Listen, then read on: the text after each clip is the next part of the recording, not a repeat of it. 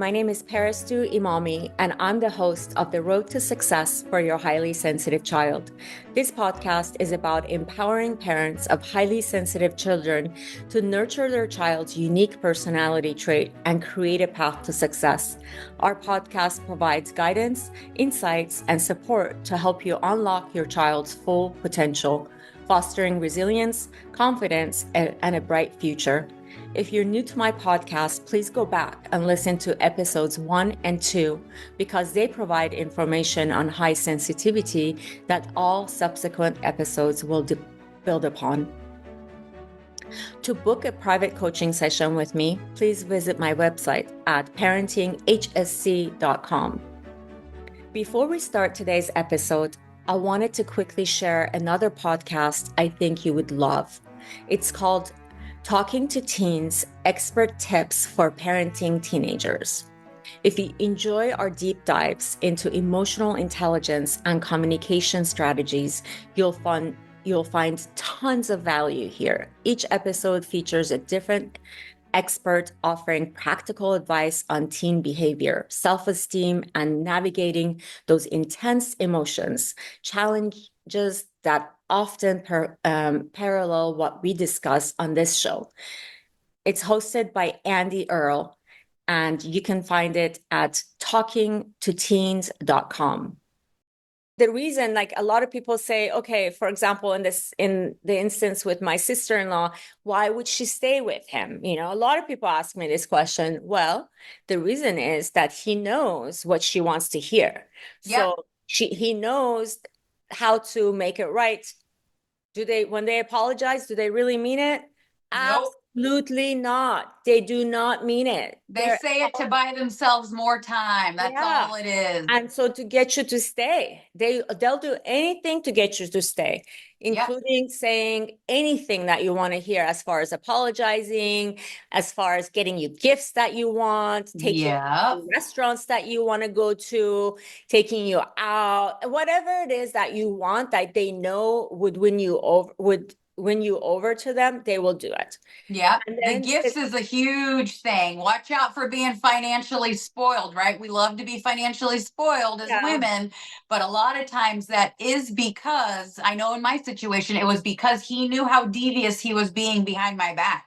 And so he felt guilty for what he was doing. And so I never heard the word no. I think I heard it one time in our marriage. And I was like, ew, I like that. And I think I ended up getting my way anyway. But but that is how much he would spoil me because he knew what he was doing behind my back. And so that was his way of like, oh, okay, I've made it right by getting her this, Mm-hmm, mm-hmm. That was, And that's the other thing is like, okay, when they're buying you these gifts, when they're saying the right things, it's not about you. They don't care about you at all. It's not, they only care about themselves.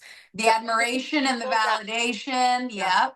The only people that matter are themselves. And so they don't care that, they're not trying to do anything because you matter to them so much. It's not that at all. It's whatever they have to do to get what they want is what they're doing, basically. Yeah. So it's, and some people think, oh, that's so nice. He took her out to this and he did this and there was a reason for it. And it's like, yeah, no, that's just a manipulation tactic, right? It's only temporary before the next cycle starts. And so this is a vicious cycle. You just keep on repeating this where they do something wrong. You want to talk to them about it. You want to, solve the situation. You want to, make repair, but they don't know how to make repair. So there's no way that they could repair the situation with you. What they do is they shove it under the rug as quickly as they can. And then they make you feel like there's something wrong with you. They gaslight you. They blame you for everything. Blaming is great. They're amazing at blaming. Yeah. And then what happens is, they do whatever it takes to get you back to being happy so that they can, go about their business the way they want to and live their merry life. And then this whole cycle keeps happening over and over again. Yeah. It's so sad. So you tell us, I've been talking a lot. You tell us about your experience with experiencing this cycle, and maybe share with us why you decided to stay as long as you did. So I think the key to getting out of the cycle is being in tune with yourself emotionally. And because I wasn't, I was so emotionally dysregulated, I was still reliant on him for I have to feel good and happy. He's my husband, he's my everything, he's my world. Mhm.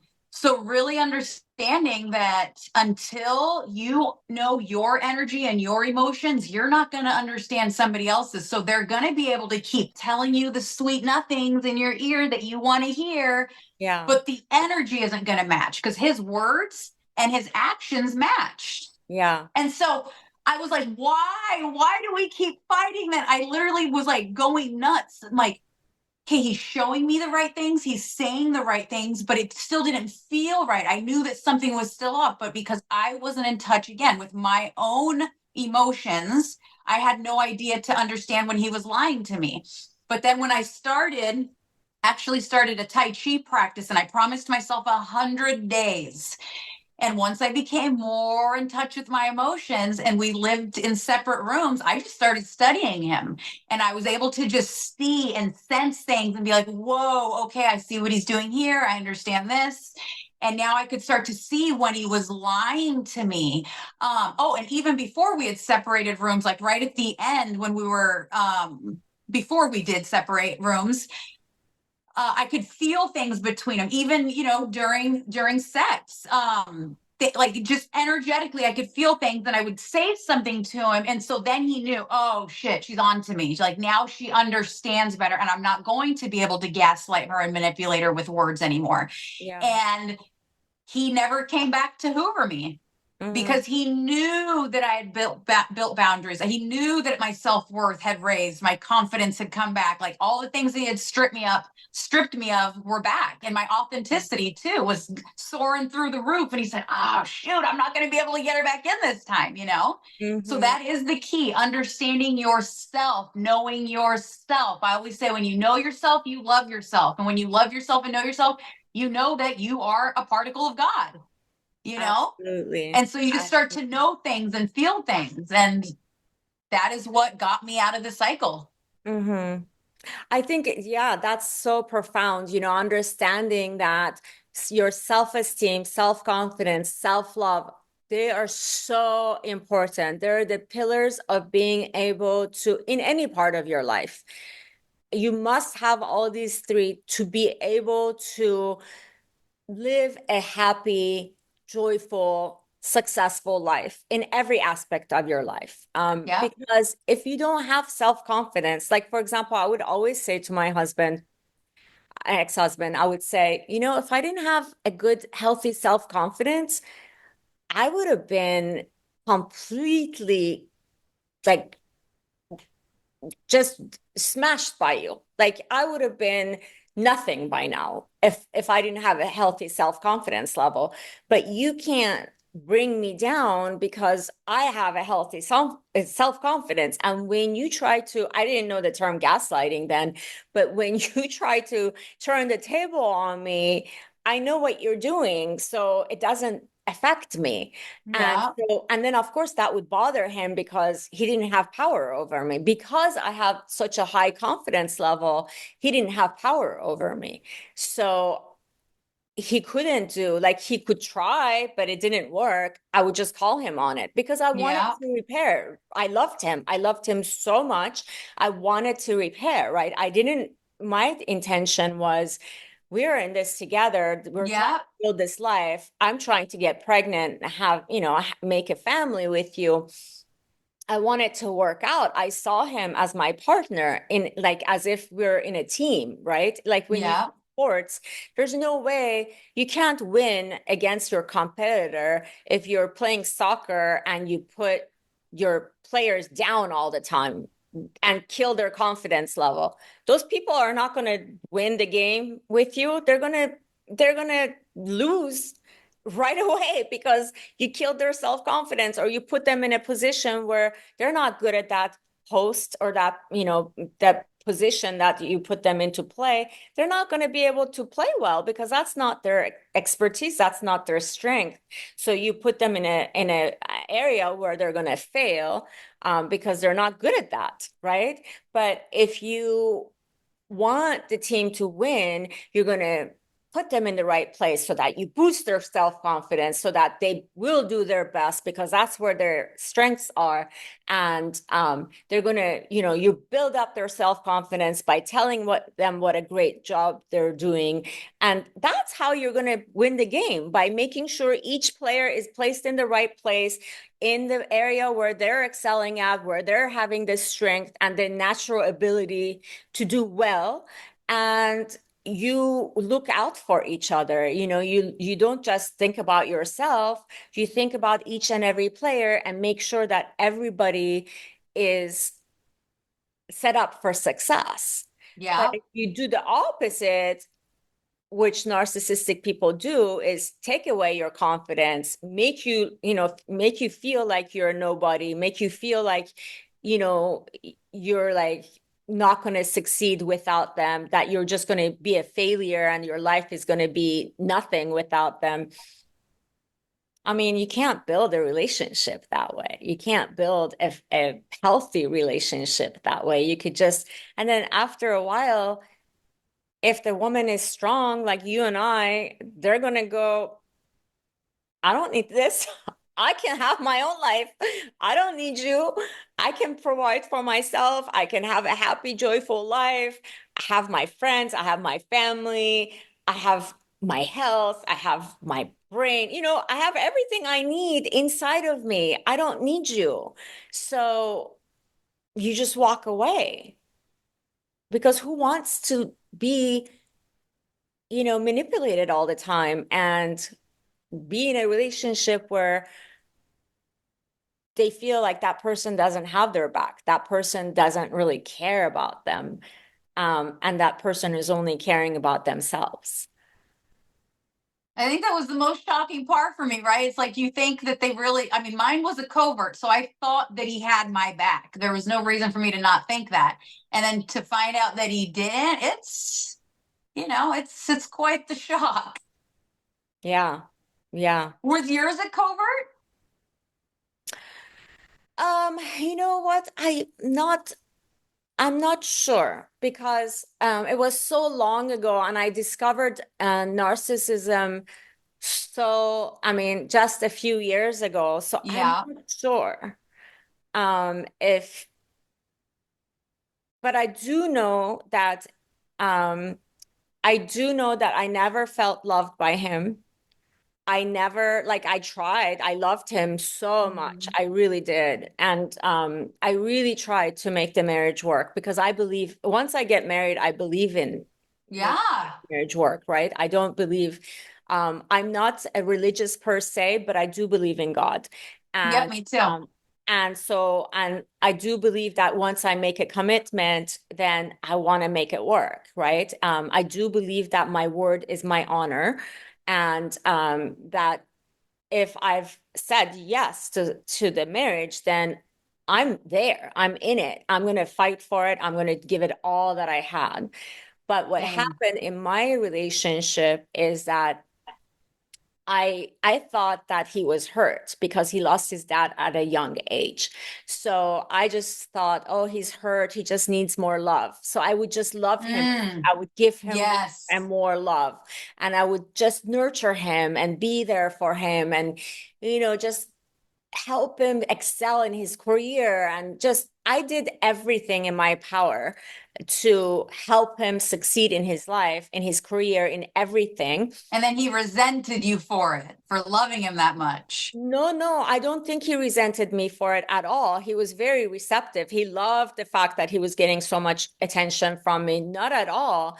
But the thing is that he wanted that to continue. And I just couldn't keep giving to someone that was had a hole in them where like I kept giving and it was never going to be enough, and I was like, okay, I just don't have any more to give you. I don't know what else to do for you because I'm giving you everything, every ounce of Everything you got. everything I got. I don't have anything left for me. Like I didn't have any boundaries. I didn't protect myself. I didn't protect my energy. I did not say, let me take care of myself. There was no self-care Yeah. available to me, right? I didn't even, all I had, my focus was just solely on him because I thought, okay, this person must be wounded because otherwise, why would they treat me like this? I didn't understand why would they treat me this way. Um, I know they love me, so why on earth would they want to hurt me? And why do they want me to do so much for them and they don't want to give hardly anything back? Like I don't get it. It's not a give and take relationship. And how can that relationship work when it's one-sided?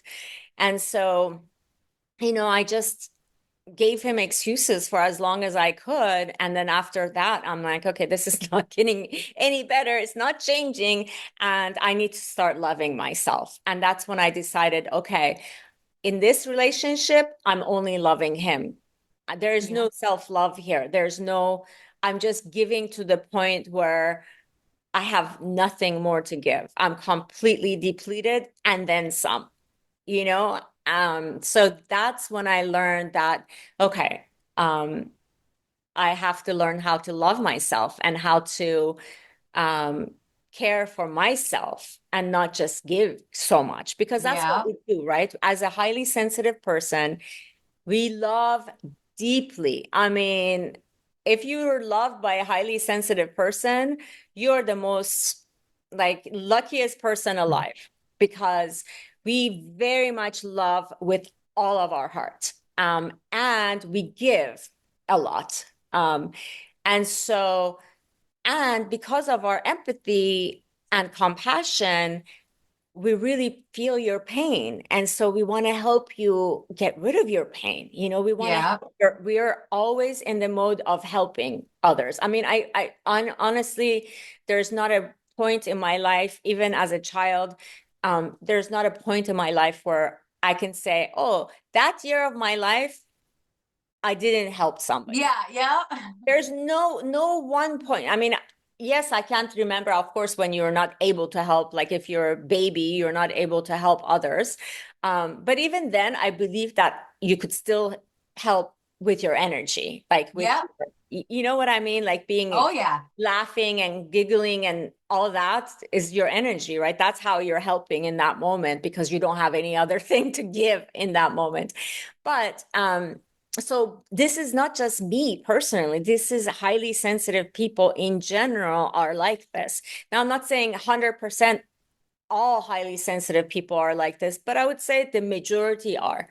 And all the people that I've ever worked with are. I've never seen someone who's not, but I'm not saying just because I haven't seen it, it doesn't exist.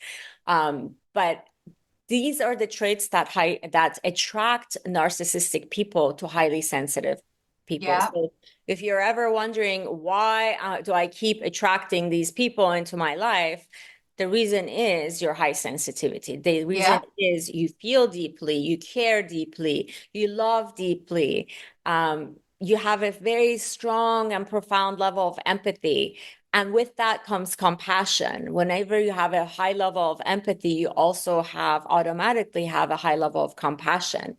So all of these, and the fact that you want to help, and you want to better somebody's life, that all is something that narcissistic people love and crave, Yeah. It's want. the So perfect recipe for disaster. it's a perfect magnet. Yeah. You're like the magnet to And narcissistic two, people. along from being highly sensitive, it's also whatever, our childhood dynamics are that need healing. Whatever soul wounds haven't been Yeah. healed are going to be reflected back to us in whatever relationships we get into, even in friendships. So I'm sure for you, we tend to go through the same kind of cycles through life as highly sensitive or even as empaths or just of, ending up with people who betray us left and right. You know what I mean? A lot of betrayal. And that was because I didn't know myself. So I didn't have my boundaries. Or I had the boundaries, but they would be trampled over and I wouldn't know how to enforce them, Mm-hmm. Yeah, exactly. And that's exactly right. Like, for example, I often wondered why I attracted my husband into my life. Why, of all the people out there, why would I attract him? But it's because that was familiar to me and I didn't know it, right? Because my dad is a narcissist, my brother is a narcissist, and my older brother. And then now, my husband was a narcissist because his behavior was familiar to me. Yeah. So we are drawn to what's modeled. Yeah, to what's modeled, what's familiar to us, and what we need to heal from. These are I needed to heal from and break away from this cycle of narcissistic people in my life, right? So that's when, I believe that's when God puts you in positions where you have to go through that again. And this time you have the tools. This time you're older. When you're a baby or you're a child, your parents, you can't, that's who you look out for. You look up to them to take care of you, to provide for you, to protect you, right? You don't have a choice over that. They're your parents. So you kind of have to deal with it, right? You're going to have to, in my case, I just stayed away from my dad as much as possible when I was a child because I was so afraid of him. The minute he would come home, we could hear his car coming. You'd run into your room. We would run and pretend that we're sleeping at night. This was obviously only at night where we could actually get away. But I remember both of us, my brother and I, at the time, it was just my older brother and I, because my younger brother is 11 years younger than me. So we would hear the car and we would run, no matter what part of the house we were in, we would run as fast as possible to our bedrooms and pretend to be sleeping. So by the time my dad would actually enter the room, then enter the house, we would both be in our beds sleeping. Wow. Ending to sleep. See, we can chuckle about it now, but like in the moment, as a child, you don't know what's going on and your heart is just racing and you know that you have to hide. Like, oh my God. Oh, yeah. At the time, I thought my dad was an extremely mean person. So I was like, oh, I'm running for my life. Let me hide from this. To me, the poor guy, I love him so much. But as a child, I really saw my dad as this really monster. Scary, yeah. Like, oh my God, the monster is coming home. Let me get away from him, kind of a thing. And lucky for us, we had a very loving mom. So thankfully, she kind of balanced it out for us. But it's your dad. You can't do anything about it. But God puts you in places where as you gain the tools, as you get the knowledge, you keep getting this situation where you got to heal from whatever happened to you as a child. Like in my case, it was this narcissistic behavior. So I kept getting put in these situations where I had to learn to love myself. I had to learn to heal myself. I had to learn to set boundaries for myself. I had no choice because otherwise this would keep repeating until I would learn how to Did you find that the lesson got harder? Because looking back, I can see it's so funny, right? Absolutely, the lesson got harder and harder. God's like, listen, and we don't listen because we're not in tune with our emotions, or we're just not listening for whatever reason. And it's like, no, you're gonna listen. So it gets louder and louder and worse until we finally hear it. Thank you for being here today and for giving yourself the gift of awareness. If you found this episode helpful, I'd love for you to share it with someone who needs to hear it. And if you want more tools and guidance on navigating relationships as a highly sensitive person, be sure to subscribe to my podcast and connect with me on parentinghsc.com. Until next time, honor your sensitivity, protect your heart, and remember, you deserve love that feels safe, mutual, and deeply nourishing. To book a private coaching session with me, please visit my website at parentinghsc.com.